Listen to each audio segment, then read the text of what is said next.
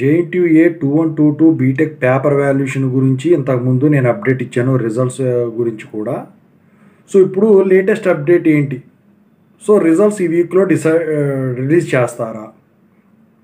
దీని గురించి అడుగుతా ఉన్నారు. పేపర్ వాల్యుయేషన్ ఎలా జరిగిందంటే, ముందుగా అయితే ఇంతవరకు ఈ ఛానల్ సబ్స్క్రైబ్ చేసుకునే వాళ్ళు ఎవరు ఉంటే సబ్స్క్రైబ్ చేసుకోండి, వీడియోని లైక్ చేయండి, షేర్ చేయండి. మీకు ఏమైనా డౌట్స్ ఉంటే కాల్ మీ 4 ద్వారా కాల్ చేయండి. Telugu new edition telegram channel కూడా సబ్స్క్రైబ్ చేసుకోండి. టాపిక్లో వెళితే జేఎన్టీయూఏ 2122 బీటెక్ పేపర్ వాల్యుయేషన్ ఏదైతే ఉందో R23, R20, R19, R15 వాళ్ళ పేపర్ వాల్యుయేషన్ అయితే ఇటీవల కంప్లీట్ అయిపోయినట్టయితే ఒక అప్డేట్ ఉంది. ఇక పేపర్ వాల్యుయేషన్ పరంగా మాట్లాడుకుంటే 22 బీటెక్ అయితే పేపర్ వాల్యుయేషన్ బాగానే ఉంటుంది. జేఎన్టీయూ అనంతపూర్ది వచ్చేసరికి ఈజీగా ఉంటుంది, మీడియంగా ఉంటుంది, హార్డ్గా ఉంటుంది అని చెప్పేసి నేను ఎప్పుడు చెప్పను కూడా. అది పోలు పెట్టాలి కాబట్టి ఖచ్చితంగా అయితే దాని ప్రకారం ఇచ్చాను. కాకపోతే మీరు గమనించాల్సింది ఏంటంటే జేఎన్టీయూఏ పేపర్ వాల్యుయేషన్ ఎప్పుడు స్ట్రిక్ట్గా ఉంటుంది. అందులో సెకండ్ ఇయర్ అంటే ఇంకా స్ట్రిక్ట్గా ఉంటుంది. కాకపోతే 22 కొంచెం ప్రాబ్లమేటిక్ కాబట్టి చాలా వరకు కూడా స్టూడెంట్స్ బాగానే రాస్తారు.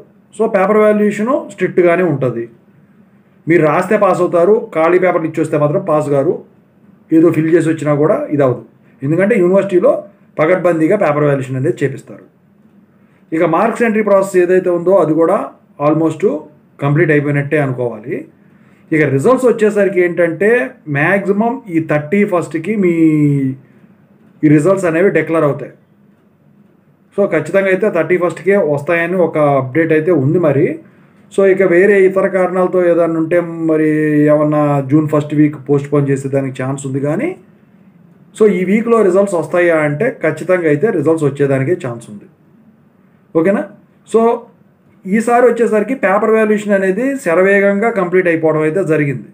దానికి కారణం కూడా మీకు తెలియకపోలేదు. ఎందుకంటే ఎక్కువ వచ్చేసరికి అఫిలియేటెడ్ తగ్గిపోయినాయి, అటానమస్లు ఎక్కువ ఉన్నాయి. అది కూడా కాకుండా పోయిన సెమ్తో పోల్చినట్టయితే ఈ సెమ్ ఇంకా స్పీడ్గా జరగడం అయితే జరిగింది. ఎటువంటి అవకతవకలు జరగకుండా, బుక్లెట్ మిస్ అవ్వటం ఇలాంటివి ఏం జరగకుండా చేసినట్టయితే తెలుస్తూ ఉన్నది. మరి చాలామంది అడుగుతూ ఉన్నారు, ఏ బ్రాంచ్ ఎక్కువ కష్టంగా చేస్తారు?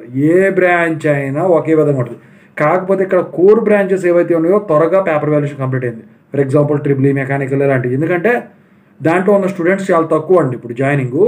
అయితే అవి 100లోనే బుక్లెట్లు అన్నీ కూడా స్పీడ్ కొట్టేయడం అయిపోయింది. ఇక సిఎస్సి, ఏఎంఎల్ అసలు ఇవి ఫుల్, అసలు వాటి గురించి ఇప్పుడు డిలే అవ్వడం అయితే జరిగిందనమాట. ఓవరాల్గా అయితే ఎక్స్పెక్టెడ్ డేట్ అయితే అదండి. లేకపోతే ఇక ఒక వీక్ అంతే. ఇక అంతకుమించి అయితే ముందుకు వెళ్ళే ఛాన్స్ అయితే ఖచ్చితంగా అయితే లేదు. ఓకేనా? రిజల్ట్స్ వచ్చిన తర్వాత వీడియో పెడతాను, పోల్ కండక్ట్ చేస్తాను. ఖచ్చితంగా అయితే పోల్ చేయండి పేపర్ వాల్యుయేషన్ ఎలా జరిగిందని. Thank you.